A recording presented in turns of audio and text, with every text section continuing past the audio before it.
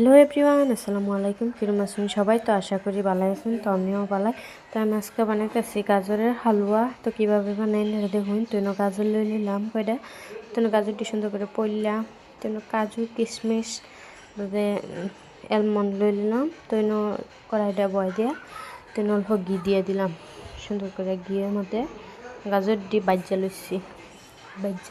সুন্দর করে বাজ্যা তারপরে কাজু কিশমিশটি দিয়ে লইলাম। তো কাজু কিশমিশটি আগে অল্প গিয়েও বাজ্যা লইছি। তো এটা দেখাইলাম না। তো দুইটা তেজপাতা দিলাম। তো একটা খাল দিছি আর দুইটা এলাচি দিছি। তো দুটো দিয়ে লইলাম সুন্দর করে বাজ্যা।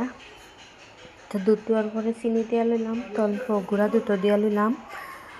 তো সুন্দর করে গাঁৱলীয়া মানুষ গাঁৱলীয়া হিসাবে বানাইলাম। তো এনারাও এইভাবে বানায় খায় দেখবেন, সুন্দর ভালো লাগে।